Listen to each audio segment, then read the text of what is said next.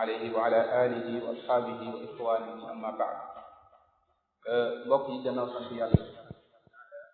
di jullit yonent bi sallallahu alayhi wa sallam di leen ndokkeel ci weer bu màgg bi ñu nekk di weeru koor di weer woo xamante ne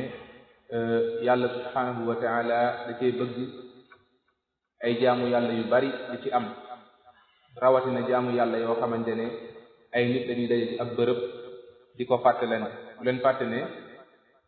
yonent bi sallallahu alayhi wa sallam dafa ne wa majtama'a qawmun fi baytin min buyutillahi yatluuna kitaaballah wa yatadarasunahu baynahum du am benn kuréel buy daje ci benn bërëb ay nit ñoo xamante ne dañoo jug dem ci benn bërëb daje fa la leen tax a daje foofu mooy bëgg a fàttalante lenn ci seen wàllu diine muy kenn ci ñoom xëy na toog na di wax lenn ci wàllu diine lu ne jamono jooju suñu borom subhaanahu wa taala dafay wàccee malayka yi ñu wàcc ba ci bërëb boobu daal di koy wër suñu borom subhaanahu wa taala daal di wàccee yërmandeem ci ñooñu nga xam ne dañ faa toog di ko fàttalante nee nañ sax beneen riwaaya yonent bi sallallahu alayhi wasallam nee na malayka yi bu ñuy yóbbuwaat jëf yi ci suñu borom subhaanahu wa taala dañ koy wax ne ko am na ci koo xamante ne ñëwutoon ngir loolu yàlla subhaanahu wa taala ne jéggal naa ko ngir jotaay ji màgg jooju mu fekkee yàlla na ci yàlla subhaanahu wa taala boole suñu jotaay ci waaye bokk na li ci gën a neex mooy wa zakarahumullahu fi man inda jotaay jooju suñu borom subhaanahu wa taala dafay bëgg di woo malayka yi leen wax ne yéen a waxoon ne su ma wàccee nit ñi ci àdduna ñoom duñ ma jaamu xoolal sama jaam yi ñu nga nee toog ñu nga nee di ma tudd di ma kañ kon jotaay yu mel nii dafa màgg lool di am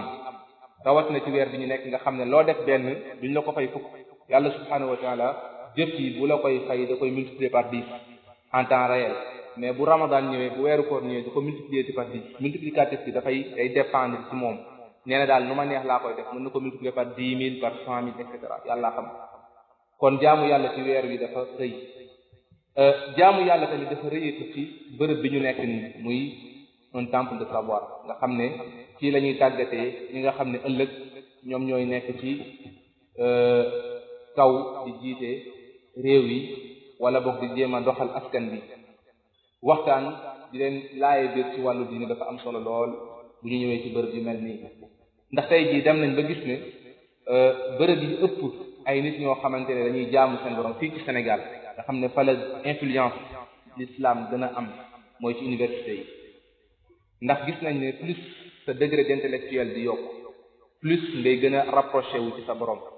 la preuve en est que tey jii découverte scientifique yi ñu gis yëpp da ngay gis ne ñi ci ëpp ci ñoom bu ñu découvrir benn mbir ça leur da leen di pousser ñu dem dugg ci l'islam tey jii attiré plus par la science ndax tey jii ñu ngi gën di gis loo xamante ne démb saxaaba yi ko fekkee woon mënuñ ko woon comprendre mais tey jii ça se comprend de plus en plus parce que nit ñaa ngi gën di jege seen borom moo tax aujourd'hui les gens disent que plus tu embrasses la science plus tu te rapproches de ton Seigneur kon bu ñu ñëwee ci yenn ci temple de savoir ci waxtaanee lu mel noonu xel day dal xol day sedd te dañuy jàpp ne alhamdulilah ñëw nañ ci place am autre chose aussi mooy ban thème lañ ci bëgg a waxtaan ban thème lañ bëgg a débattre nga xam ne c'est juste benn partage bu ñuy def muy comment allier les études et la religion wala comment allier les études islamiques et les études religieuses loolu nag li tax ma ne partage la mooy il y a de cela peut-être certaines années nekkoon naa situation nekk étudiant di jàng comme yéen nekk faculté fële université Gaston Berger donc doon am ay nit ñoo xamante ne daan nañ ñëw du ñu wax ñu doon jànkonte foofu tamit ay épreuves doon jànkonte foofu ay situation yoo xam te lu métti woon la ndax c'est pas du tout évident ki nga xam ne aujourd'hui c'est un étudiant et am ay responsabilités yu bari ci côté njàngam ak tamit ay responsabilités parce que dans le futur aussi l'objectif mooy bu ñu génnee fii nii ñu am benn liggéey bu baax boo xamante ne dañ ci mën a suturlawu nan la mën a allier loolu ak jéem a comprendre ce qu'il étudie ici à l'université en plus de cela tamit mu mën a dégg diineem xam diineem ba xëy na ëllëg sax fa muy dem di fi servir ji bu demee am jàkka ju fa nekk sax sañ nañ koo jël ne ko diw jiiteel jàkka ji mu mel ne day nekk polyvalent en fait l'islam loolu moo ko taxoon a ñëw la question qu'on devait se poser même waruta nekk question boobu parce que loolu évidence la waroon doon yonent bi alayhi salaatu wasalaam en fait ñooñu la doon loolu la doon formé ñooñu la doon jéem a formé ci kaw suuf te bu ñu jàngee alquran bu ñu ñëwee ci kanam danañ gis ne type de personne boobu individu boobu la yàlla subhanahu wa ta'ala bëggoon ci kaw suuf mooy koo xamante ne bu ñu ñëwee ci seen mbiru àdduna yi muy tout ce qui touche la science les études profanes dañuy gis ne da ciy am benn base bu solide boo xamante ne kenn du ko fi yàpp waaye bu ñu ñëwee ci diineem dañ koy fekk mu nekk ku fees dell loolu moo fi nekkoon ba keroog ñu dem l'islam ñu attaqué ko faiblesse dugg leen ñu xaw a yonjax ci gannaaw bi l'islam demee bi yegg ba Andalus muy tey ji Espagne parce que ñenn ñi nga xam ne ils s'intéressent à l'histoire gis ngeen ne tey ji Espagne bi nga xam ne moom moo fi ne gis ngeen ne li jiitu woon ay jullit ñoo ko yoroon c'était un pays islamique on pourrait dire ça parce que tey jii bu ngeen gisee église yi sax on les a transformés en église mais c'était des mosquées bi l'islam demee ba affaibliru ba nit ñi xamatuñ ñoom seen importance jullit yi comprendre tuñ qui ils sont la tey jii Occident dem ba am renversement de tendance loolu nag tey jii l'enjeu dafa majeur te tamit la responsabilité de tout un chacun da cee nekk muy ñu jéem a góorgóorluwaat jéem a delluwaat ci njàngale googu nga xam ne yonent bi moom la jàngale woon ba tey jii ñu mën a nekkaat cette élite de la population wala élite du monde nga xam ne ay nit la ñuy doon ñoo xamante ne ils vont allier les deux loolu nag comme ni ñu ko waxee thème bu màgg la muy comment allier les études et la religion wala comment allier les études islamiques et les études religieuses li ci jiitu muy balaa ñuy mën a dugg ci répondre à cette question parce que questionnement la boo xamante ne je pense que c'est toute une rédaction bu ñu war a def wala tout un raisonnement bu ñu mën a def bu ñuy def pour mën a atteindre wala aboutir ci réponse boobu pour buñ ci mën a yegsee buñ ci yegsee mu nekk réponse bu évidente première chose mooy faaw jullit di xam lan mooy njëriñu la quête du savoir islamique parce que tey jii ñu ci bëri si ñun xëy na dañoo judd nekk ay jullit seen papa nekk jullit seen yaay nekk jullit ñu jullit juddu ci l'islam donc ñoom ils n'ont pas choisi en fait d'être des musulmans ñoom dañoo judd nekk gis ne la population leen entouré musulman ay musulmans la ñu nekk ay musulmans donc ñoom le fait d'être un musulman c'est pas un choix te loolu dafay am impact ci ban nit lay doon ci après parce que si on prend un exemple man j'ai eu à rencontrer un ami boo xamante ne on a partagé mën naa ne quatrième ba terminale ci nouveau lycée on a fait terminale S1 ici en 2013 bi ñuy jóge fii c'était un chrétien donc man c'est un musulman mais chaque fois on organisait des rappels dans la classe on était 5 dans la classe dañ doon organiser pour ay rappels man ak un autre ami qui était là-bas mais il ne s'y intéressait pas du tout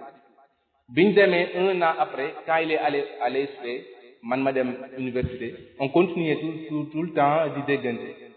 un jour il m'a envoyé benn message boo xamante ne il m'a envoyé la traduction de la sourate al-Fatiha traduction française mu bindal ma ko en message yónnee ma ko ne ma j'ai mémorisé la version française prie pour moi pour que je mémorise la version arabe ça m'a étonné en sincérité ça m'a étonné bu baax mais j'ai pas voulu entrer en profondeur parce que je ne connaissais pas ses intentions li ma ko wax mooy dama ko ne yàlla baax na ma yem ci loolu waxuma ci leneen ñu continuer on discutait sur autre chose ñu dem 1 mois je pense après mu envoyé ma message ne ma quel conseil donnerais-tu à un ami qui voudrait se convertir en islam ma ne ko en tout cas pour moi c'est pas un sujet sur lequel on peut discuter en SMS ou bien au téléphone si possible si on pouvait se rencontrer ñu daje mon objectif c'était de voir pourquoi en fait mu gis ne dafa war a ñëw dugg ci l'islam bi ñu ñëwee ñu gisee mu ñëw sama kër seet ma ñu ñëw toog di waxtaan je lui ai dit que en tout cas moi bu fekkoon dama lay conseiller j'allais pas te demander nii hâtement que tu veuilles te convertir si tu pouvais te renseigner de l'islam jéem a jàng diine xam lan moo tax en fait le but de cette religion là mu ne ma j'ai passé presque 3 ans à étudier l'islam donc on était en première année ou bien en deuxième année je pense donc s'il me dit que j'ai passé 3 ans à étudier sur l'islam c'est parce que kon depuis bi ñu commencé nekkoon terminale première kon moom commencé woon a di intéressé wu ci l'islam ba tey jii ce que je voulais vous montrer c'est que aujourd'hui il fait partie des gens yoo xamante ne man c'est rare de voir un musulman boo xamante ne il est né dans l'islam raw ko ci diine tellement le Coran alhamdulillah daanaka il l'a maîtrisé les sciences religieuses n'en parlons pas te aujourd'hui il vit en France nga xam ne foofu c'est très difficile de la wax et avec tout cela il a pu en si peu de temps dajale loolu. Et pourtant tu verras des gens yoo xamante ne ils sont nés peut-être depuis 1900 quelque chose, je sais pas, ba léegi nii daanaka alquran sax dañ am problème pour mën koo liiral seen bopp. C'est pourquoi j'ai dit que le fait de naître dans l'islam alors que tu n'as pas choisi d'être musulman, ça aura un impact sur yow sa personne et aussi ce que tu vas ak li nga nar a def ci l'islam. Moo tax nit ki day baax dara nga xam importance am ba pare, parce que si tu connais l'importance de ce que tu fais dafay joxaat valeur loolu nga bëgg a def. Tey jii vous avez choisi, je pense bien, vous avez choisi de venir ici à l'USN et de faire une étude sur telle ou telle filière, tel ou tel domaine. Peut-être vous vous êtes intéressé ou laajte ngeen lan moo tax lii lan mooy quels sont ses débouchés, etc. Raison pour laquelle vous avez choisi de faire la filière scientifique, etc. Loolu le fait nga xam ko, le fait ñu ne la il y a des gens, des ingénieurs qui sont là, qui sont formés tout le temps sur ce domaine et qui font telle chose, loolu day tax yow ça t'incite en quelque sorte nga jéem a jox loolu yitte dox ci di ci dem. Moo day baax nga xam quel est l'intérêt de connaître d'avoir un aperçu sur la science religieuse. Mbokk yi yàlla subhanahu wa taala bi mu bindee suñu maam Adama les anges muy malayka yi bi ñu gisee ne yàlla da leen a bind, dafa bind maam Adama ngir wàcce ko fii ci kaw suuf mu ñëw. Malayka yi dañoo siisu ne loolu c'est pas une bonne chose, c'est pas la chose optimale qui paraît. Loolu lañu wax yàlla subhanahu wa ta'ala bu mu waxee ne inni ja'ilun fil ardi khalifa ci suuf Baqara lan lañ ko wax qaalu ñu ne ko atajalu fiha man yufsidu fiha wa yasfiku dima wa nahnu nusabbihu bihamdika wa nuqaddisu lak. ñu ne ko yàlla subhanahu wa ta'ala à quelle fin ngay wàccee ay nit ñuy wàcc ci kaw suuf naan dañ lay jaamu? Si c'est juste pour l'adoration, ñun malayka yi guddeeg bëccëg ñu lay jaamu, ndax malayka du lekk du naan amul jabar amul jëkkër amul dara. En fait il ne fait qu'adorer Allah subhanahu wa ta'ala. Donc si c'est juste pour adorer Allah subhanahu wa ta'ala, ñun doy nañ ci sëkk. te malayka yi du ma ne mat nañu 1000 fois, mais yàlla rek a xam maanaam multiplicateur bi ñu mën a multiplier ndax dañuy ëppee yàlla rek koo xam. ndax bés bu nekk am na 70 000 malayka yoo xam te ne dañuy tawaaf te buntu bi ñuy jaar duñ dellu si waat bés bis penc. am na malayka yoo xam te ne ba leen yàlla bindee ba tey dañoo sujjóot ci géej gi. am na malayka boo xamante ne moom moo war a ëf pour yawmal qiyaam jot, pour la fin du monde. Jusqu'à présent mu ngi téye son pipe di xaar yàlla jox ko ordre mu siffler mu jeex, ak yeneen ci ay malayka. kon malayka yi en d'autres termes ku xamul suba lii war a am et les perspectives sañ nga posé wu cette question, yàlla lu tax lay wàccee bindee. xoolal yàlla li mu leen wax ne leen inni a'lamu ma la ta'lamun. loolu leen toon suuratul Baqara, maanaam je connais des choses que vous ne connaissez pas. donc bu leen ma laajte la raison, xaaral leen rek. su yàlla subhanahu wa ta'ala bind maam Adama di mu bindee maam Adama un jour mu bëgg a won malayka yi le pourquoi il a décidé de créer cet être là. parce que li tax malayka tamit posé wu cette question là, c'est parce que xam ngeen ne avant nit ñi jinne yi ñoo fi nekkoon, yàlla ñoom la njëkk a bind wàccee leen ci kaw suuf ñu bañ a jaamu seen borom. malayka yi xool teg seen bët loolu gis ne mbindeef bi yàlla bindaat am na ay traits de ressemblance ak jinne yi, kon bu demee est-ce qu'il ne va pas faire ce que leurs anciens ont fait? donc est-ce que c'est pertinent ñu wàccee leen? looloo tax ñu posé wu cette question là. yàlla subhanahu wa ta'ala woo leen ngir xamal leen le pourquoi mu bind maam Adama.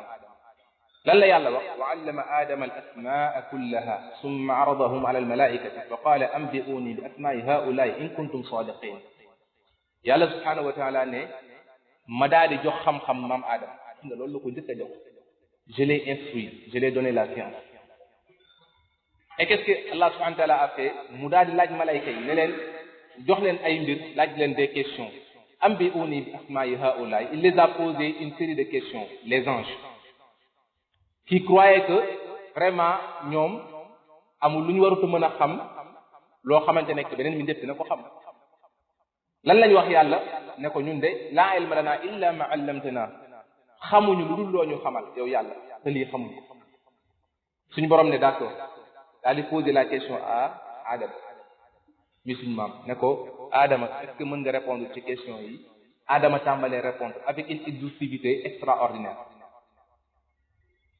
ci saasi malayka dañu ne subhanak, ñu ngi tudd sa sell yow yàlla, on s'excuse. subhanaka c'est un terme qui dans ces circonstances signifie tout simplement on s'excuse ñu ngi jéggalu ci li ñu waxoon dañ koo xamul lan lañ def dañoo dem sujjóotal maam Aadama lu lañu sujjóotal ko ngir sharaf ngir teraanga bi nga xam ne mu ngi ci maam Aadama ban teraanga moom noo nekkoon ci maam Aadama bu tax malayka yi war a sujjóotal maam Aadama ak malayka nañ toll muy science bi nekkoon ci moom tout pour dire que yàlla subhanahu wa taala notre existence fi mu ko tàmbalee c'est sur la science c'est sur le savoir wala yàlla subhanahu wa taala tàmbalee suñu existence avant sax maam Aadama di wàcc àdduna ndax booba ñoom ñu ngi aljanna mu nettali loolu ci suuratul Baqara pour nous montrer que yéen seen genèse seen origine c'est la science donc bu ñu demee benn instant boo xamante ne les gens ne s'intéressent plus à la science si je dis bien la science c'est les deux la science religieuse d'abord les sciences profanes bu dee dañoo dem ba benn tollu ci benn jamono les gens ne s'y intéressent plus c'est parce que ils ont atteint un degré de bassesse tellement extraordinaire et cela aussi sera la cause des difficultés qu'ils vont vivre dans ce monde aujourd'hui si on regarde le monde musulman on voit que chaque jour ñu ngi nekk ay problèmes avant-hier ou bien hier vous avez vu forum bi nga xam ne mooy forum de la jeunesse et le discours que le président de la République du Sénégal a tenu à l'endroit de tous les jeunes loolu c'est ku koy déglu daanaka di ko dégloo xol bu jeex la ci am et c'est pas parce que ce qu'il a dit n'est pas vrai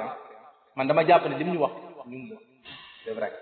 peut-être le lieu la forme peut-être mën nañu ko indexer mais ce qu'il nous a dit c'est vrai et pourtant fi ñu koy jooytoo mooy dans les temples du savoir te ñun yàlla li mu ñu teralee woon mooy xam-xam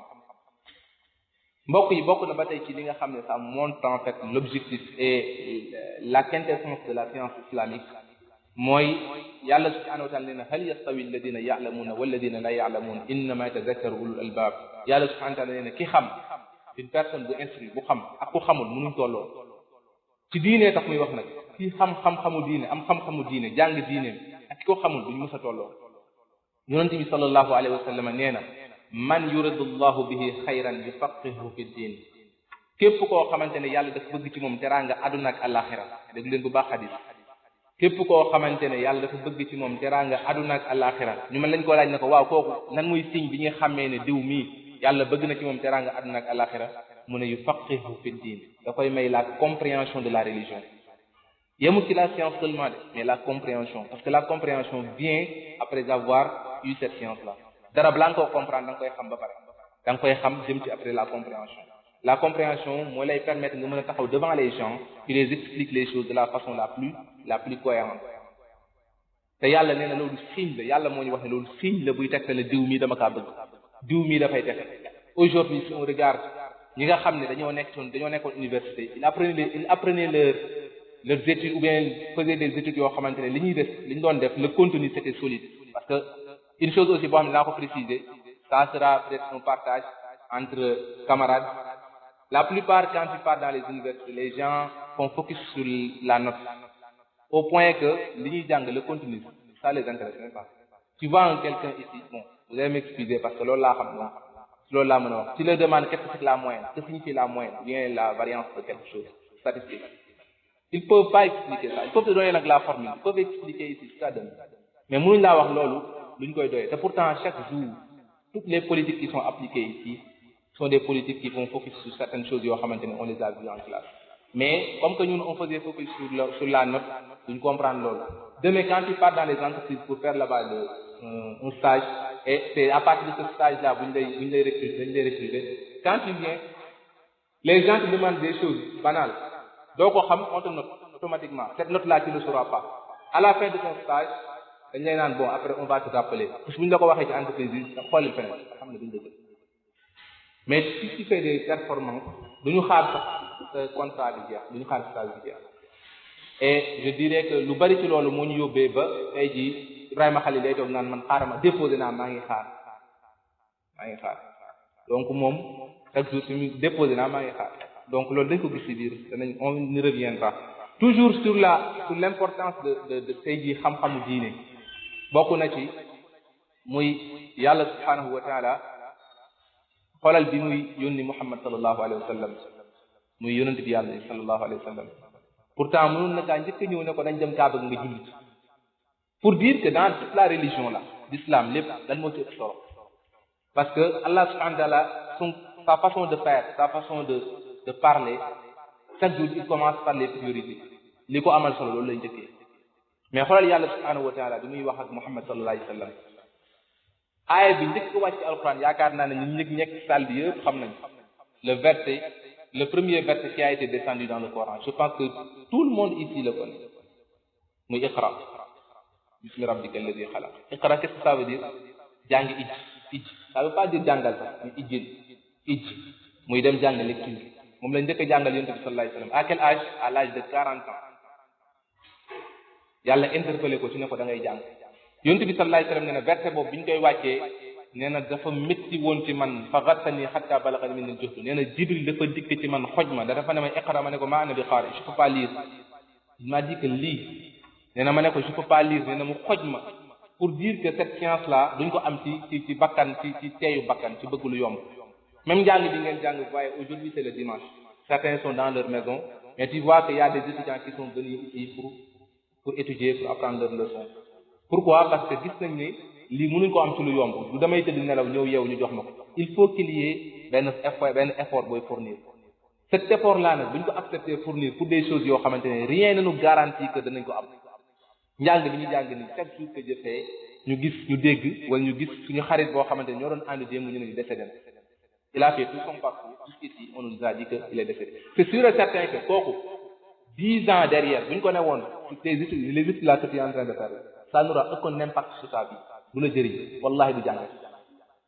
parce que nous vivons dans un monde d'incertitude totale et pourtant nous acceptons d'y croire et ci sonn léegi lan moo tax du ñu nangoo sonn ci suñu wàllu diine li nga xam ne moom leer na ne moom danañ dee moom loolu moom nit lu mu dëgër fit dëgër fit ñu déggul ne dee am chaque jour que jëfee on voit des gens qui meurent chaque jour et après les gens t'oublient parce que c'est pas que tu meurs aujourd'hui que il y aura pas cours demain les gens vont faire cours demain pour te dire que ne pense pas que tu es si important au point que tu impacteras le monde suite à ta mort ay na sa bopp donc tout pour dire que xam-xam mënta yomb donc bu ñu dellusee ce qui nous permettra de faire un passage ci deuxième point bi muy gannaaw bi ñu xamee ne xam-xam kon importance bii la ko yàlla subhanahu wa ta'ala jox premièrement de par notre grand-père Adam li ko yàlla njëkk a jox teralee ko ba tax ay malaaka wàcc ci kaw suuf di ko sujootal mooy xam-xam ñu gis ne yonent bi sallallahu alayhi wasallam bi ko yàlla yónnee la première chose qu'il lui a donné c'est le savoir iqra bismi rabbika alladhi khalaq moom la ko njëkk a jox ba tax àdduna bi yëpp ndar képp topp ko gëm ko ci xam-xam la woon ñu gis ne xam-xam la yàlla wax ne ku ma bëgg a teral man un signe qui montre que moi je veux du bien à ce gars-là c'est que dama koy jox xam-xam yàlla ne na ku ma soxlawul ay mbiram dama ko dénk xam-xam parce que xam-xam c'est mooy trésor yàlla ci ko suuf li ci des yëpp yeneen la mais xam-xam bi mooy trésor bu fekkee loolu comprendre nañ je pense que tout un chacun d'entre nous doit maintenant se mettre dans la tête que ne dëgg fa yàlla xam-xam nag jot na ñu jot koo jàng xam-xamu diine en plus suñu étude yi ñuy def fii ci université ñu jéem a allier d'où maintenant la pertinence de la question comment maintenant les allier nan la ñuy def ba allier ñaari bu ñu leeree ne xam-xam moom faaw ñu jàngoo nan la ñuy def ba allier je dis bien que pour man personnellement c'est un jugement et je pourrais le justifier après pour man l'endroit le plus propice le plus adéquat pour jàng sa diine mooy université l'endroit le plus adéquat pour jàng sa diine mooy université je commencerai par un exemple bi ñu nekk UGB am na ci koo xamante ne un ami boo xamante ne d'abord je commence par la fille parce que ça m'a plus marqué benn jigéen joo xamante ne je pense elle était en licence mathématique ñoo bokkoon IFR faculté yàlla def elle a repris la licence c'était une épreuve je viendrai maintenant dans les épreuves à l'université bi loolu amee il s'est dit que bon comme je ne reprends qu'un seul UV benn UV la doon reprendre benn matière donc elle va se consacrer maintenant à l'étude islamique et elle a mémorisé le Coran ak foofu je dis bien mémoriser le Coran la mokkal alxuraan après année bi ñëw mu am licence am elle a fait d'autres études aujourd'hui je dirais bien que c'est une cadre qui a maîtrisé le Coran am na ci keneen koo xamante ne kooku bi mu ñëwee université man maa ko njëkk a jox bind ci alxuraan mu jàng ndax mosquée on avait dans la grande mosquée chaque vendredi soir après 21h on organise des cours de lecture des cours de Coran etc. bi ñëwee maa ko njëkk a jox avant de sortir de l'université il a mémorisé le Coran. Aujourd'hui mu ngi je pense il est en Allemagne ñu ngi doon déggante et il fait sa vie là-bas. Je pourrais donner un tas d'exemples yoo xamante ne du jeex université lañ ko jox parce que lu tax ma ne université la nit ki di ëppee jot quand tu viens à l'université amoo préoccupation bu dul sa étude c'est ce qui t'a amené à Kaolack da ngeen a ñëw fii amu leen benn préoccupation lu dul seen jàng donc tu as beaucoup de temps c'est ici où tu peux construire ta vie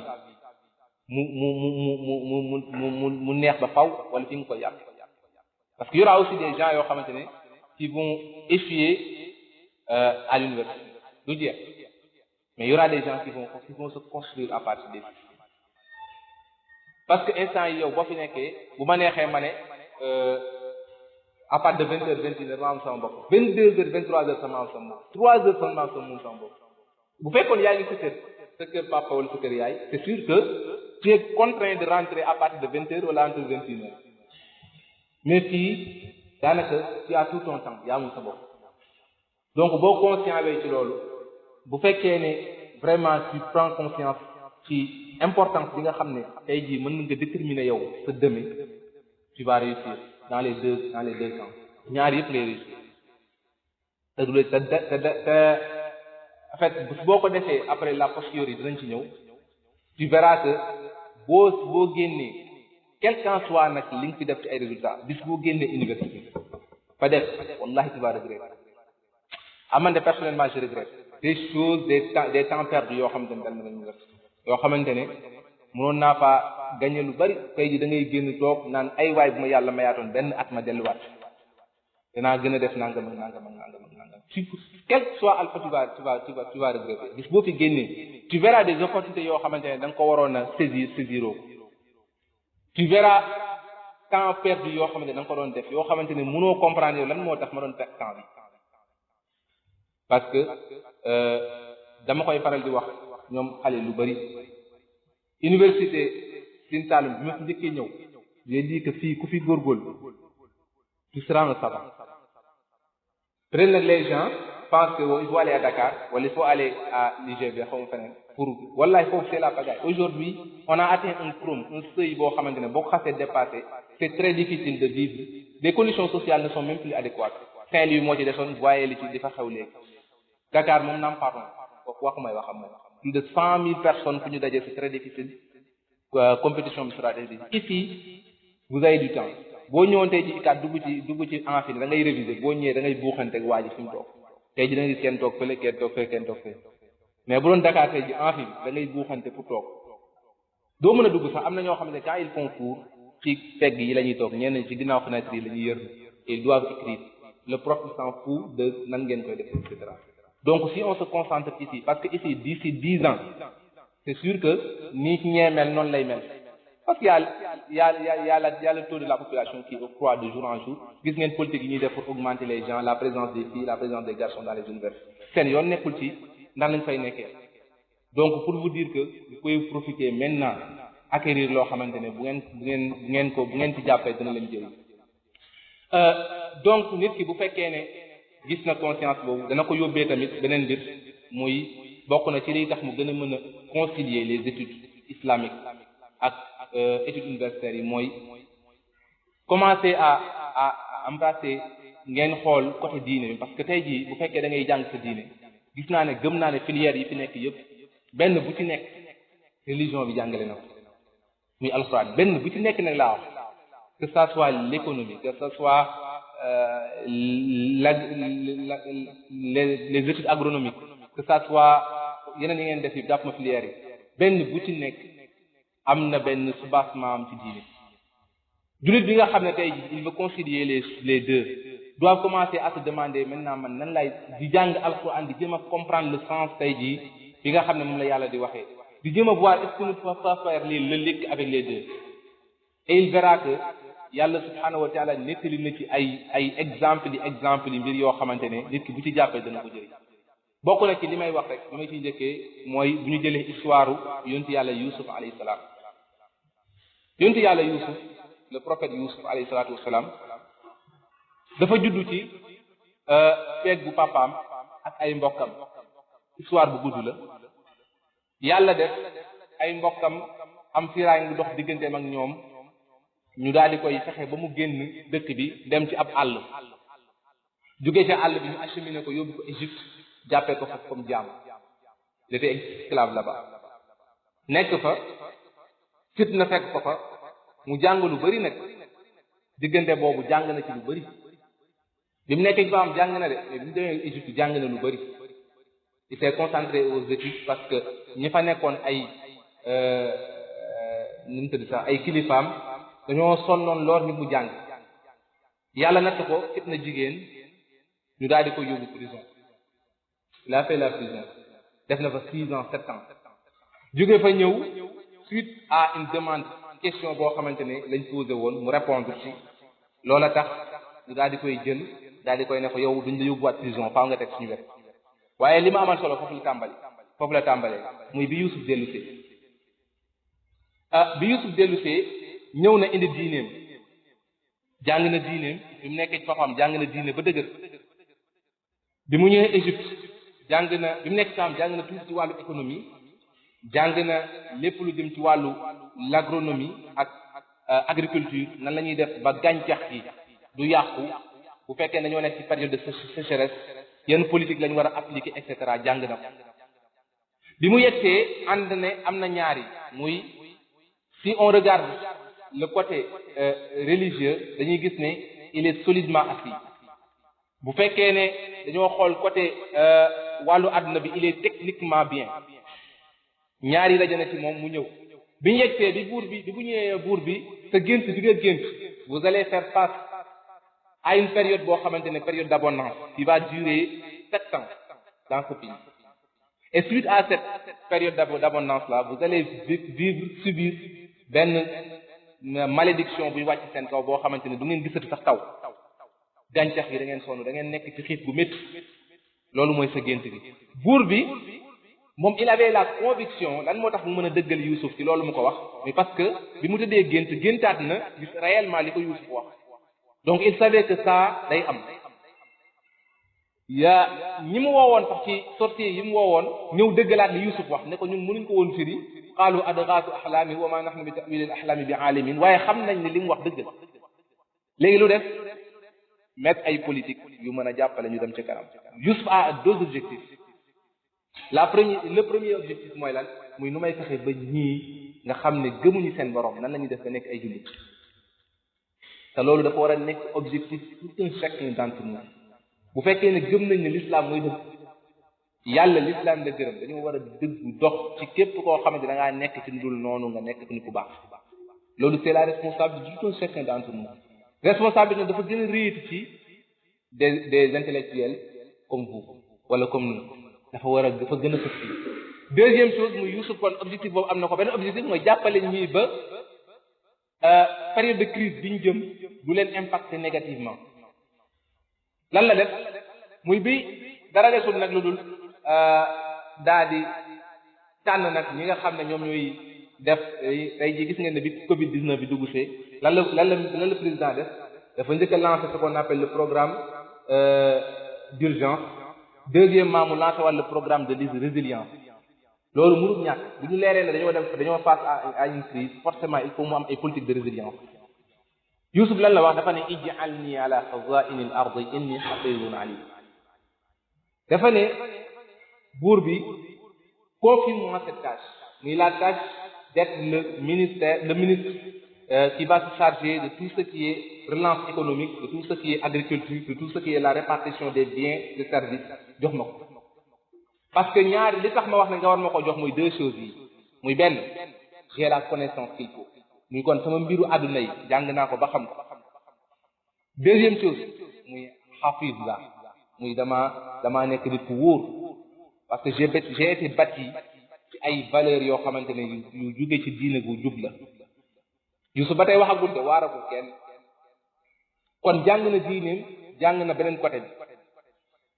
lan la def politique yi nga xam ne moom la Yusuf yonent yàlla Yusuf alayhi salaatu wa salaam bi mu def bi si jiitu mooy dafa ne nañu def ce qu'on appelle la production par surplus muy dañuy évaluer la production bu ñu évaluer la production on va consommer une partie l'autre partie nga xam ne dañ ko doon dem parce que pour mën ko expliquer comme je fais face ay ñoo xamante ne ay intellectuels ngeen yéen ñu gën a yéemu foofu donc ce qui se passe mooy tey jii le revenu national bu ñu ko xaajee ça se répartit toujours sur la consommation et l'investissement tey jii baykat bi bu bayee day jël ce qu'on appelle un Y qui est égal à C plus I le C c'est la consommation et le I c'est l'investissement maintenant cet investissement boobu noonu da koy dem jaay bu mu lay jaay état bi bu ko jaayee état bi ce qu'on va utiliser pour faire de l'épargne boobu moom la ñuy jël yóbbu ko dans les banques moom la banque yi di jëlaat lebalaat ko les entreprises pour les entreprises puissent pouvoir refaire leur production et augmenter leur capital et aussi leur comment dire les technologies chaque fois c'est le même circuit mooy am ci àdduna bi chaque jour léegi Youssouf li mu wax mooy dafa ne nañ lekk lenn li lañ wàññi sax li ñuy lekk tout ce qui allait dans l'investissement au lieu ñu koy delloo entreprise yi nañ ko ne ñoom bay dañ doon ne dafa ñu doon def rek mais nañ jël yooyu jox ko état bi l'état va s'ager maintenant bu leen ko état bi dencalee ba ñu yegsiwaat ci période de crise bi ñu jëlaat def ce qu'on appelle une bonne répartition une allocation optimale loolu yonent yàlla Yusuf alayhi salaatu wa salaam wax te loolu alquran du ko détaillé nii mais tey jii boo jàngee suñu étude profane yi tu vois que politique yooyu nga xam ne tey jii dañuy dem ne César moom la waxoon le 15 moom la waxoon wala keneen moom la waxoon tu vois que sont des politiques yoo xam ne boo amee fi dëgg da ngay naan dañ ko jëlee ci alquran parce que c'est tellement similaire amul benn goutte d'eau bu leen différencier dañuy wax même que ne code de la route bi nga xam ne moom la ñuy jàng fii nii nga xam ne moom la ñuy wax Napoléon moo ko indi en fait c'est la religion c'est juste loolu la dindi wu ci dara te mu texte yi nga xam ne moom la julli di tego tënkoon pour nan la ñuy def ba am yoon di dem moom lañ jël reproduire parce que dem nañ conquérir jullit yi nangu nañ seen œuvre yi nangu nañ seen yi ñu bindoon daal di koy jël approprié wu ko ne ñoom ñoo ko bind mënuñ ci dara parce que voilà on ne s'intéresse pas à notre histoire kon yonent yàlla Yusuf alayhi salaatu wasalaam loolu la def bi mu defee loolu yëf yi jaar yoon nit ñi dañ koo bëgg bi ñu ko bëggee ils se sont demandé le pourquoi kii c'est une personne de quel type kii mooy kan nit ñi loolu la ñuy laaj nekkal ci benn bërëb nga nekk koo xam ne ku ràññeeku nga ci jàng bi ngay jàng à l'université tu fais des choses yoo xamante ne extraordinaires tu réalises des choses yoo xamante ne qui sont profitables à tout le monde nga boole ci jàng sa diine les gens vont penser que kii est-ce que du diineem ji moo ko jox li muy def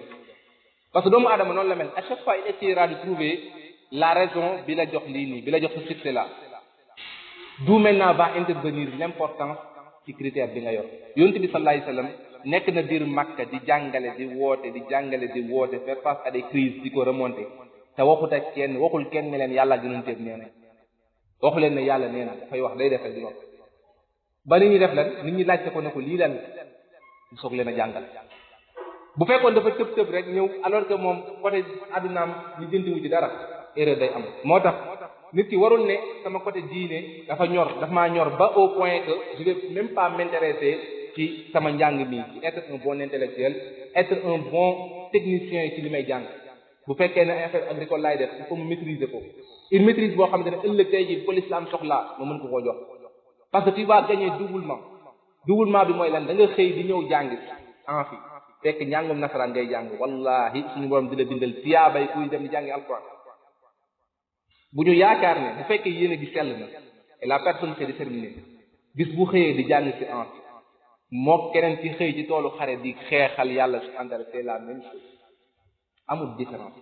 yonent bi sallallahu alayhi wasallam yàlla da ko wax ci alquran ne ko wa jahiduhum bihi jihadan kabira bi mu ko leeralee da ko ne dama bëgg nag bis ni ki tey nga jihaad ak ñii jihaad bu mag borom xam-xam yi ne nañ jihaad bu mag mooy jihaad ci xam-xam yonent bi sallallahu alayhi wasallam ne jihaad bi gën a rëy mooy jihaadu xam-xam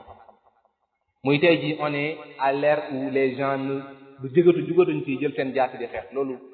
c'est plus d'actualité nit ñi tey ñu ngi xeex ci d'autres choses la guerre des données aujourd'hui c'est récent mooy li ci am muy nit ñi leen ñu ngi xeex ci les données à chaque fois on essaie d'approprier les données musulmanes tey jii on ouvre chaque fois ay Telegram barki démb Signal Facebook etc. et les gens s'y entrent bu ñuy entrer on fait ce qu'on appelle le profilage muy chaque fois on essaie de modéliser la personne tey jii xaalis bi fi toog bu duggee Facebook qu'est-ce qu'il recherche toutes les recherches yi ngay def ne pense pas que c'est supprimé rien n'est supprimé ça c'est dans les serveurs léegi ñun dañuy jéem a day am benn robot bu lay topp boo xam ne day jéem a xool yow qu'est-ce que tu fais dans la journée bu ñu la modéliser pendant 1 an on connaît exactement tu es quel type de personne ëllëg boo fi jógee da ngaa bëgg a nekk un président wala quelque chose on va regarder ton profilage et on va juger de quel type de personne tu es parce que on emmagasine des données chaque jour tey jii nit ñi ñu ngi dekk ci loolu bu dee xale dafa gis loolu ne man kat comme que loolu la man gis naa ne c'est opportun comme que man maa ngi ci def MPI je suis appelé à être un data science wala un big data moom laa war a nekk mu jug commencé di intéressé wu sur la chose te yàlla rek ñor ko gannaaw ga ñu jàng diinam ci wet bi waaye tamit mu ngi jéem a jàng loolu ngir benn moom am na ci loo xam ne moom ça lui revient muy ëllëg bu amee liggéeyal boppam waaye boole ci tamit di jéem a jàng loolu ngir ëllëg bu ko lislaam soxlaa mu jox ko wallahi moo ki nekk ci toolu xare di xeex bañ ko fay rey ñoo bokk benn tiyaaba ëllëg bu ko suñ borom di dekkil da koy dekkil ma shuhada mbokk yi ndax kon n'est-il pas nécessaire maintenant de concilier de faire tout même pour concilier les études islamiques et les études religieuses wala boog les études islamiques et les études profanes les études universitaires c'est tellement nécessaire aujourd'hui alhamdulillahi rabbil alamin ici au Sénégal il y a ce qu'on appelle le Ligue des cadres musulmans du Sénégal yoo xamante ne des gens yoo xamante ne c'est dans les universités quand ils sortent on essaie de former un comment dirais-je benn ligue boo xamante ne l'objectif c'est quoi c'est tey jii nit ki Khalil jàng na ba génn c'est un ingénieur au moins il a un revenu qui lui permet de pouvoir s'autofinancer mais aussi d'aider des gens yoo xamante ne qui sont dans le besoin on essaie de collecter ces fonds là bu ñu ko collecter dem def lan dem daal di koy joxe loolu est-ce que ça a pas un impact positif dans notre économie dans la vie des gens bien sûr te loolu tiyaaba googu yàlla rek xam ni mu toll tey jii ce qu'on appelle le fonds pour la zakat le fonds international pour la zakat nga xam ne ce sont des intellectuels yu nekkoon ci université ñoo génn gis ne ñenn ñi on fait des études financières ay financeurs spécialisés d'autres on fait la statistique d'autres on fait l'économie etc les gens sont formés et collectent le zakat pour le Sénégal aujourd'hui am na tey jii parce que pour montrer que c'est important pour notre pays lan la l'État du Sénégal a fait il a pris un terrain bu nekk Almadi bu toll ci ay nangam hectares may ko ñooñu pour ñu am public à Almadi nga xam ne am fa benn mètre sax 5 millions taxul nga am 1 mètre carré mënu ko fa am donc bu état Sénégal demee ba def loolu muy il voit en fait l'apport de ces jeunes musulmans yi nga xam ne ñu ngi nekkoon ci tey jii ñoo nekkoon ci mosquées yi parce que les gens que vous voyez chaque fois être dans les grandes mosquées des universités faire les prêches etc sont des étudiants bu ñu wàccee dañuy dem ci classe yi dem jàngi bu ñu paree parce que l'objectif c'est ça l'objectif c'est tey jii ñu gën a jëriñ suñu diine d'abord parce que avant tout on était des musulmans te rien ne nous garantit comme je l'ai dit tout à l'heure que ne bu ñu suñu jàng bi ñuy jàng ni dinañu jëriñ loolu c'est un point fondamental bu ñu war di bàyyi xel wallahi rien ne nous garantit que bu ñu génnee danañu jëriñ premièrement mën nañ faatu balaa ñu fay yegg yàlla nañu yàlla subhanahu wa ta'ala musal ci loolu yàlla nañ dund ba fekkee suñu njëriñ waaye chaque jour que jëfee on voit des gens qui subissent à cela deuxième chose combien de personnes ñoo génn ci université et sont en train de chômer et c'était des gens qui excellaient quand ils étaient dans les classes bu ñu yaakaar ne sont les gens qui étaient yu nuloon wala yu xawaloon yu passable loon ñoom ñooy chômer déedéet la plupart du temps ce sont des gens yoo xamante ne qui faisaient focus c'est pas pour indexer les gens qui font focus sur leurs études mais c'est des gens qui faisaient ça mais day métti ci ñoom parce que tey jii y a la pression familiale bi lay xaar y a la pression sociale bi lay xaar yow da ngaa jàngi ba ñëw nga toog ñu ne mu ngi chômer nga déposer de gauche à droite tu ne vois rien du tout des fois même stress boobu da lay topp sa xol bi nga nekkee ci école yi la lay topp ci université yi ngay jàng ba man ma génn daan am liggéey et cetera da lay sama parce que ça ne dépend pas de toi jullit du lijjanti loolu li muy def mooy leen lay wax mooy man yàlla dafa am lu ma sant lan la ma sant mooy naa jàng na def nangam le reste là c'est ça li mu maintenant loolu moom moo koy décider jullit bi am di dund ak loolu day am xel mu dal ak xol bu dal te wallahi jullit boobu yàlla subhanahu wa ta'ala da koy dimbale parce que yàlla subhanahu wa ta'ala nee na wa'ada allahu alladhina amanu wa 'amilu salihati minhum la yastakhlifannahum fil ardi kama istakhlafa alladhina min qablihim yàlla nee na man maa dogal te digg naa ñi nga xam ne dañoo gëm seen borom di jëf-jëf ci baax ne wallahi man maa leen def ñuy jiite maanaam man maa leen def la yastakhlifannahum fil ardi kama istakhlafa alladhina min qablihim bu dee def nañ loolu digg naa leen ne danañ nekk ci ay bërëb yoo xamante ne dana leen fa wuttu maanaam danañ nekk ay su ma ko doon firi daal ci en bon français c'est ils vont occuper des postes de responsabilité comme ni ma ko defalee woon ñi leen jiitu woon ci saxaaba yi te dinaa leen dëgëral foofu ñu nekk parce que occuper cette poste de responsabilité ne suffit pas. L'autre chose c'est que aussi il faut être compétent à la domaine danañ nekk tamit ñu compétent ci domaine boobu beneen bi tamit mooy yàlla ne danaa leen aar ba kenn du leen mën a lor loolu mooy li am solo di yàlla dig na ko ñooñu suñu borom subhanahu wa taala wax ci beneen aaya boo xamante ne aaya bu ma ragal loola man boog personnellement ragal lool na ma lool moo tax jotaay bi ma am pour mun ko fa wax naa ko fa wax ndax damay jàpp ne sama partage muy aaya bi nekk surtout Tawba ñetti aaya yooyu wala ñeenti aaya yooyu aaya yu ma ragal lool man moom daf may ragal lool lu tax parce que c'est un ami bu nekk université bu ma ko mës a fàttali parce que l'objectif c'était là bi ma nekkee université damay wax tuuti anecdote bi tax aaya bi nekkaat di ma marqué muy bi ma nekkee deuxième année à l'université MPI dama ne woon damay bàyyi étude mathématique ak tout ce qui est physique informatique ma ne woon damay génn université je vais faire autre chose mais des choses yoo xam ne qui n'avaient aucun rapport avec li ñu doon def te à l'université il y avait un rapport il y avait un apport boo ko amoon parce que yàlla def na ci jumaa ji fa lañ daan nekk di jiite et cetera mënoon nañ continuer suñu étude nekk ci loolu parce que on était des jeunes donc dara jotul dawutoon ngay daw bay daan mais dama ne woon damay bàyyi dem defi leneen commerce sax laa waxoon damay dem defi commerce bàyyi jàng yi ndax des fois danaa ñëw ci kanam épreuve yi ngay dund université day xaw a métti injustice yi femme et cetera mbokk mi di jiite ajjuma wax aaya bi yàlla subhanahu wa ta'ala aaya nga surtout Baqara ne surtout Tawba ne yaa ayyuhal ladina amanu ma lakum ida qila lakum infiru fi sabilillahi istaqaltum ila al ardi yàlla subhanahu wa ta'ala ne ô vous qui avez cru pourquoi à chaque fois qu'on vous demande de venir participer à l'essor de l'islam au développement de l'islam à l'apport de l'islam vous montrez en fait que vous êtes occupé vous avez d'autres responsabilités vous n'avez pas de temps etc vous vous donnez des excuses lan moo tax yàlla lan moo tax à chaque fois vous les êtres humains ce que vous faites vous les musulmans te yàlla bu ne woon yéen nit ñi sax ñu xam ne kon dañ ko bokk ngeen mais jullit yi la wax yaa ayyuhal lazina amanu ô vous qui avez cru pourquoi à chaque fois qu'on vous demande de vous occuper de votre religion d'apprendre votre religion de venir participer à cette activité vous dites que non on n'a pas de temps suñu borom ne araditum bil hayati dunya min al akhirah c'est-à-dire cette vie mondaine là qui vaut mieux que ce qui vous attend demain ce que je prépare pour vous c'est cette vie mondaine mbir yi nga xam ne day jeex moo leen ko gënal suñu borom ne fa ma mata'ul hayati dunya fil akhirati illa qalil je vous préviens et je vous dis que sachez que cette vie mondaine là est très éphémère et tout ce que vous aurez ici suba ngeen xëy mu jeex gis nañ fi ku ne borom alal bu ne gis nañ ko fi gis nañ fi Vanderbilt nga xam ne c'était un homme extrêmement riche je dis même que ce sont les gens qui ont construit les États-Unis bu ñëwee suñu dëkk bi gis nañ fi ay nit ñoo xamante ne ils étaient très riches leur fortune jusqu'à présent mu ngi dem mënta jeex bu ma doon lim fii du ma fi jóge balaa ñuy sori rek suñ fi jóge kebe bi ñu gën a jege alalam jeexagul xaajagul bay jeex ay sëtaanam ñu ngi doon du jeex donc lan moo tax yàlla ne dundu àdduna te pourtant dem nañ te fini jeex na yàlla ne ma mata'ul hayati dunya fil akhirati illa qalil cette vie mondaine est extrêmement négligeable par rapport à ce qui vous attend suñu borom nag joxe deux alternatives mu ne wala boog joxe benn alternative donc deux choses illa tanfiru su leen neexee si vous voulez vous pouvez mën ngeen a won gannaaw diine mën ngeen a won gannaaw l'islam mën ngeen a bañ a jàng alxuraan mën ngeen ko bi ne lijjanti bu leen neexee bu leen woor défi la illa tanfiru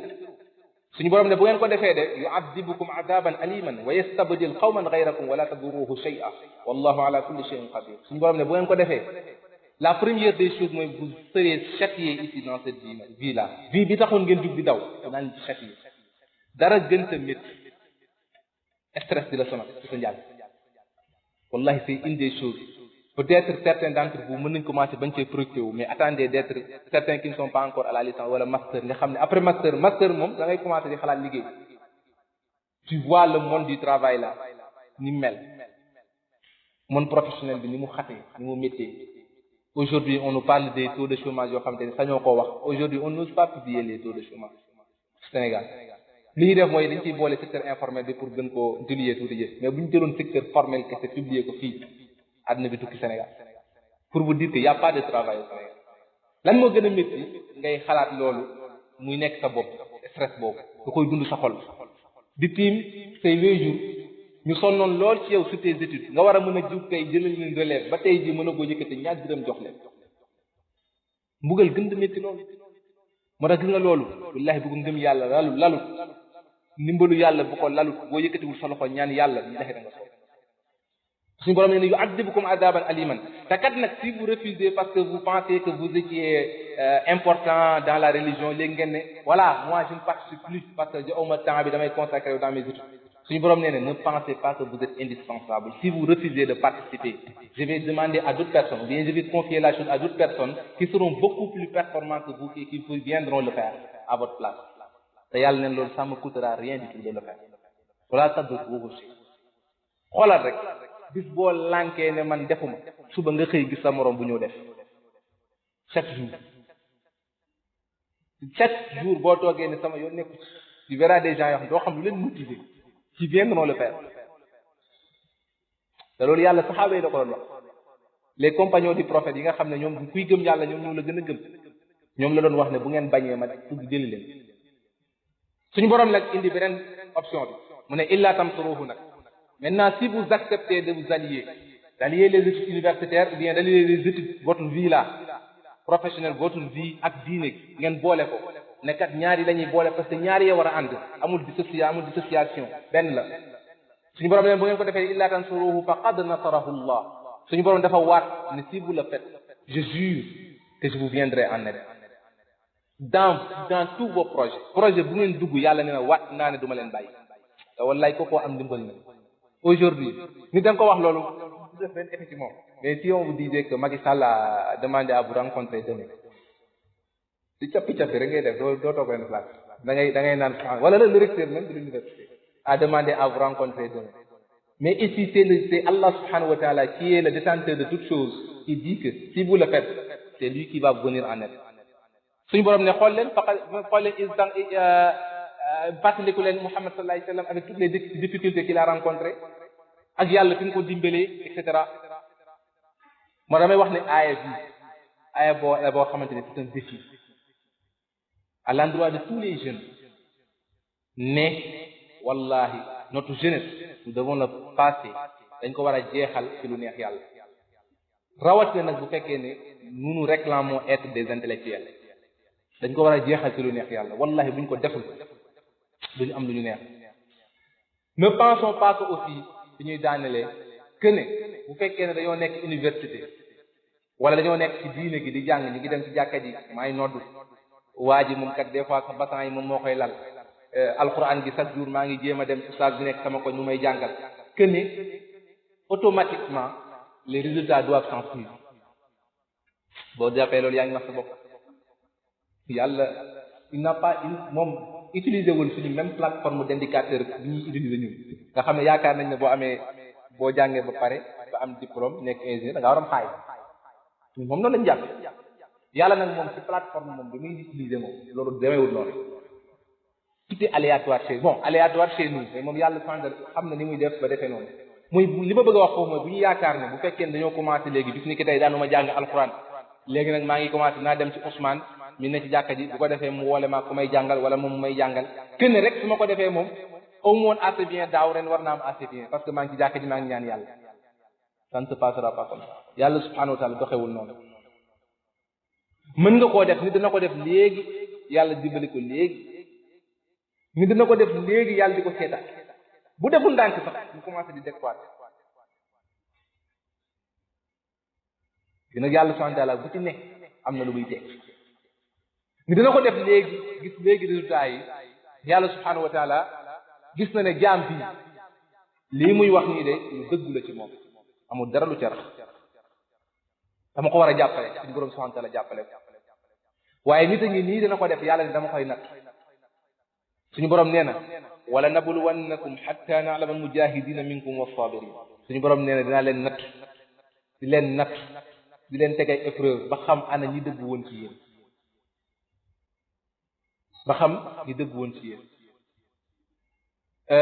dinaa ci ñëw ci fin ba ci ay exemple yu bari foofu moom bëgg naa fa akadaw parce que dafa ma leer ne vous allez vivre cela ci université yi parce que loolu moom mën nga ne mooy numéro 2 université da ngeen souffrir ci ay notes yu ñu la war a joxuñ la ko nga reprendre ñu yóbbu la session yu mel noonu lu ne nga di ko fi gis fii sax alhamdulilah yeggul fenn fi mais buñ leen di loo buñ demoon ba moroom yu bëri ba ñuy loo prof bi day loo siif day loo copie prof mënta am 2000 copies bëgg ko corriger 2000 copies day loo day tibb ne ñii ñoo ñu am 10 ñii ñoo ñu am 8 ñii ñoo ñu am 7 ñii ñoo ñu am xalaat jeex na boo bokkee ci loo ba c'est tirage aléatoire sas lañ koy def mu jeex wallahi loolu mu ngi am pagay du jeex mënul corriger loolu ngay dund méthode boobu muy jeexal sa ñu leen ngay cartouché université subhanallah laaj na mun suñu borom subhanahu wa ta'ala ci jamono yonent bi sallallahu alayhi wa sallam te nag damay wax ne képp ku yàlla bëggal lu baax faaw mu teg la nattu gi moom faaw nga jaar bi yeboo nag psychologiquement nga bàyyi bu dul tey dina doon suba mais adduna bi yàlla daf ko bind laqad xalaqana al insana fi kabad dañ leen a bind ngeen war a jànkuwante ak ay métit adduna bi pour loolu pour ngay dem coonoog métit ak yooyoo ko tax a jóg ak mën na xool yan stratégie ngay teg ba relever défi yooyu mais àndal ak yàlla boo mën a nekk yonent bi sallallahu alayhi wasallam dafa nekk mag nekk yonent bi yàlla bi bu waroon yëkkati bu yëkkati woon loxoom yàlla ne ko waaye jot na yàlla yóbbu leen ñu dem ci xare Uhud muy xare bu important boo xamante ne objectif bi moo nekkoon lan l'islam jëm ci kanam ñu gañe leen rey ci ñoom jullit yu mit rey ci papa yonent bi sallallahu alayhi wasallam Hamza papaam bu ndaw rey ci Musab ibn Umayr bi nga xam ne yonent bi moom la jëkk a yónni Madina mu dem woote ak ci jullit yu bari yàlla rey leen ñu faat ñu ñëw jullit yi mënuñ muñ loolu ne awal ne ñun anna haza li nun ñu mën a dalee suñu borom ne awalam ma asabatkum musibatun qad asabtum mislayha qultum anna haza qul huwa min indi anfusikum gis leen ñoom ñëw nañ ñu ngay naan li ñu mën a dalee alors que ñun pourtant ñooy na ci jàkka ji ñooy noddu ñooy def nanga kon ñun nan lañ mën a amee décadence bu toll ni suñu borom ne qul huwa min indi anfusikum laaj leen ko seen bopp loolu lay lan bu leen yaakaar ne la chose est positivement corrélée directement bu leen ko yaakaar yàlla doxewul noonu waaye dina ñëw nag ñëw googu nag ñu bari ci nit ñi loolu lañ mën ta xaar te doomu aadama xuliqal insaanu ajulan l'être humain dafa yàkkamti boo ko ne woon am na lu ma la bëgg a wax balaa nga ko am jàmm nga wax boo ko waxul du toog benn place noonu la doomu aadama mel kon wane ne mbir yi dafa laaj temps dafa laaj nga muñ université boo fi nekkee di jàng feneen fu mën doon dafa laaj nga muñ damay fàttali ko bi ñu nekkee université dañoo am suñ benn xarit boo xamante ne barki dee mu ñu ngi dëkk aujourd'hui c'est un inspecteur de la douane lieutenant bi ñu nekkee mathématique di jàng dafa cartouché waxuma mooy redoubler mooy nga redoubler waat ñu dàq la université tu ne peux plus être retenu par aucune université bu nekk au Sénégal te il était bien man leer nga ma ne moo ñu gënoon a baax ñun ñëpp ñun boog ñi fa nekkoon techniquement il était bien mathématique tout ça benn matière lañ ko téye informatique base données lan la woon dañ ko retenir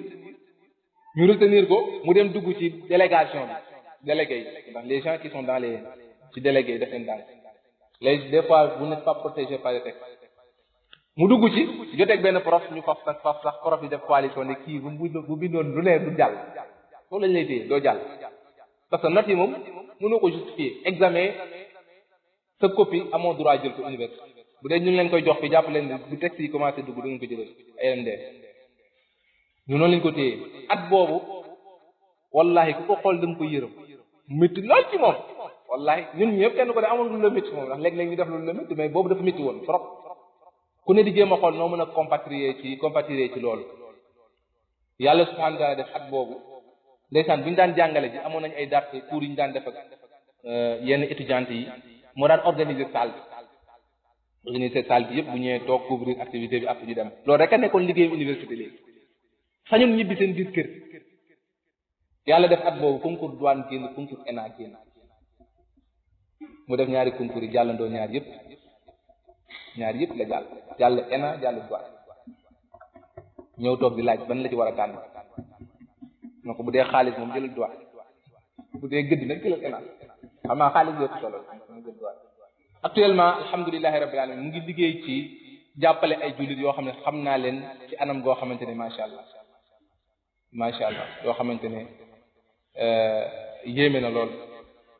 beneen cas bi muy jëlaat ba tey ci buntu boobu muy bi ñu nekkee université amaan nañ benn mbokk boo xamante ne yàlla subhanahu wa ta'ala dafa def bi mu ñëwee dafa ñëw rek yàlla dimbale ko mu intégré di jàngale ci diine ndax yàlla mayoon na ko avant muy ñëw mu xamoon lu bari ci wàllu diine yàlla subhanahu wa ta'ala def première année te li ma wér moom mooy xam naa ne moom il était parmi les meilleures régions ba mu nekkoon première année ñëw mu reprendre xam nga reprendre léeg-léeg université boo ko defee première année psychologiquement da ngay am problème wallahi psychologiquement da ngay am problème boo defu ndànk da ngay jaar bàyyi surtout nag rawatina ni année yi mel léegi nga xam ne chevauchement da ci am léeg-léeg ñu ne dañoo invalidé année gade bi dugg si na nga gis sa morom yi nga génn loolu ñu nekk centre de formation yi nit dina dem ba nekk licence yow nga nekk première année wallahi ñun loolu on l'a vécu à l'université samay xarit yu ma nekkandoo loolu yu ma toll ñenn ñu nekk ay licence yow ngay xool sa première année bi ndax dina jaar yoon du jaar yoon loolu métti na psychologiquement da ngay am problème yàlla subhanahu wa ta'ala def mu reprendre lu ne xalaat na ko te mënu ko waxee parce que problème bi mooy bu fekkee ne fi nga jógee woon dañ laa xamee maanaam benn degré ci intelligence et cetera nga amul opportunité yu bari defoo ko nga ne naa def université nga ñëw université ñu dagg sa daal wallahi dafa métti trop yàlla subhanahu wa ta'ala def muy dund loolu mu nekk lu métti lool ñu dawalaat mu année boobu romb mu dem deuxième année bi mu ñëwee licence bi téyewaat mu reprendre la licence loolu doo cartouché parce que pour nga cartouché xam nga reprendre benn classe bi ñaari yoon waaye bu dee deux classes différentes mu reprendre la classe boobu subhanallah adduna mel ne luy écroulé wu ci kaw day mel ne te kat li gën a garaaw mooy ka muy dal léeg-léeg day naan man bu dee man yàlla léeg-léeg bu la yàlla dimbalu nga am ngëm yàlla dañ naan yàlla lan laa ko def fekk yàlla subhanahu wa ta'ala yow la temps bi yow la yooyu sonal mais yàlla lan la dencal dañ ka xam loolu yow la sonal alhamdulillahi rabbil alamin yàlla subhanahu wa ta'ala def dafa génn ci buntu boobu dafa génn ci loolu rek waaye nag muñ kat la woon dafa génn ci loolu rek yàlla subhanahu wa ta'ala ubbil ko buntu yiw woo xamante ne subhanallah instant yi mu ngi préparé thèse waaye yemul ci préparé thèse am sax mais ay nit ñu bari dañ mënoon nañoo jënd wala ñu ñëpp lu ñu laaj bu ñu ko laaj mu jox ni ko fekkee ne ci wàllu koom ak dayoo ndax tey ji lu ko yàlla subhanahu wa ta'ala may ci am mu ngi intervenir université léegi sax je pense nekkatul ci université yi ci ay teraanga yoo xamante ne nasallah salaamata al doo xam sax fu muy jóge doo xam sax fu muy jóge ay nit yu bari yoo xam ne xam naa li mu leen di jàppale moo tax loolu yëpp li ma ci bëgg wax leen li tax ma bëgg jaar ci exemple yi wax leen ko muy nit ki boo nekkee ci milieu dafa nekk dafay baax des fois nga xam ñi la jiitu yi ñu daj wallahi mënoon naa toog fii di leen nettali ay cas yoo xamante ne même chose la fii ba guddi duñ fi jóge ñu ma xam ñu dund lu nekk foofu am na si yoo xam ne xam leen faa dox am na ñu bàyyi woon dem ñibbi soit ñëwaat dem ñibbiwaat parce que da nga dem fa ngay dem da nga yaakaar ne naa ñibbi nga dem ba sa kër doo fa mën a toog waaye wallahi da nga ñëw gis say waajur toog yaakaar la nga ñëw toog doo mën a toog da ngay delluwaat mais wallahi li mu mën a wax ndax kenn ku newoon sa bopp rek nga xam wallahi na nit ki muñ rek amul leneen lu mu mën a def na nit ki muñ rek bi may nekk université façon tollu naa jamono yoo xam façon concours bu ne den naa dama koy defi ndax affaire yu métti dañoo amoon benn cours boo xam ne langage C deuxième année daanaka sur 300 personnes 10 personnes ñooy jàll chaque année 10 ñooy jàll amul yokk amul wàññi kenn mës ta xalaat jàllu yow boo ko jàllee sax da ngay dem toog da nga dem man bi ma jàllee matière bi dama koo def yóbbu ma deuxième section ma ñëw jàll bu ma ko jàllee dem naa xëyaat ba ñëw vérifier waat ndax est-ce que réellement man surtout ngay gis mais doo mën a gëm ni ki yow la pour wax ne ni muy métier ñi ñuy def nit ñi façon concours bu ne def naa ko def naa am na concours sax bu amoon xaw ma ñiy napp ñiy féey ci ndox mi xaw ma nuñ tuddati bu am na concours bi dañ defee woon naa ko ndax métti wallahi des fois da ngay bëgg jàppale mais à chaque fois man moom li ma daan wax mooy chaque fois yàlla bu fekkee ne da nga koo nekk ci dëggu nga ci moom toogal xaar rek yàlla du la seetaan yàlla doxawul doon wallahi da ngay ñëw jàll loo xamante ne wala jàll foo xamante ne da ngay naan waa lii su ma ko yàlla teeloon wax kon lii yëpp mu dugg du ma ci dugg da ko yàlla teeloon wax lii doo ci dugg da ngay gis ne de bis bi la yàlla di jox li mu la war a jox wallahi da nga xam ne da nga rus wallahi da nga rus ci lépp loo mosoon a wax te waroo ko woon wax da nga rus ci lépp loo mosoon a def te waroo ko woon li ngay mujj gis rek mooy man bàyyi ma tax no noppi fa jëpp noppi ku ma xam wax ko ne ko noppi bul wax yàllaa ngi ñëw te yàlla noonu la mës a doxalee ñëpp donc loolu xëy na mooy liñ mën a wax ci nattu yi nga xam ne xaar leen ko fii ci université danañ leen ko def mais toog leen bu fekkee ne yaa ngi ànd ak yàlla del ñaan sa borom te xam ne wallahi dafa yàgg rek suñu borom du la mës a seetaan suñu borom nee na du ma seetaan yellul ci man jaam bi nga xam ne sama jaam la def li mu war a def ma di ko seetaan dafa di yàlla xam lay joxee mbir mi foofa moom nga yaakaar foofooy fi gën ci yow te yow xamoo ne foofoo gën ci yow xale bi nga xam ne sa doom bi nga xam ne dafa nekk di jooy dafa feebar nga di ko jox garab bi muy naan kooku bu jamono bi nga koy jox muy xataraayu naan la naan di yóoxu dafa jàpp na nga koo bañ xale bi jàpp da nga koo bañ waaye garab bi nga koy jox yow jàmmam képp moo ko lal da ngaa bëgg rek yóbbu ci moom mu wér kon ku bëgg lu baax faaw nga jaar ci ay tolof tolof kon nañu xam ne université bi ñu fi nekkee c'est le moment c'est le milieu et c'est le moment aussi le plus propice pour faire focus sur la religion pour jàng suñu diine ba xam ko nañu jàpp ne nous devons être des intellectuels musulmans nous ne devons pas être des musulmans que par le nom suñu tur rek parce que Abdoulaye laa tudd Moussa laa tudd Abdoulaye laa tudd rek jullit laa déedéet jullit dafa war a fës ci ay mbir da ngaa war a dem ba fi nga xam ba tey jii lu ñu la laaj sa diine man dama daan faral di wax ne jullit war na rus ëllëg mu toog njabootam doomam wala soxnaam laaj ko lenn ci wàllu diine mu ne xam wallahi rawatina léeg-léeg lu ganaan lay doon doo xam noo koy def nga war a ànd dem ci imam ngir dem laaj ko loolu jullit bi war na koo bañ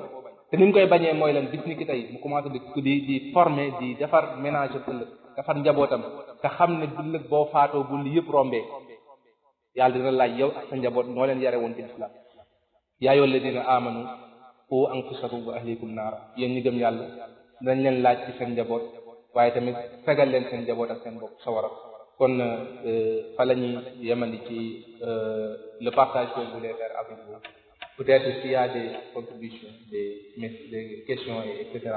ñaak seront les bienvenus en tout cas c'est une séance de partage bu ma bëggoon a xam ak samay mbokk xarit mbokk ci jazakumullah xayran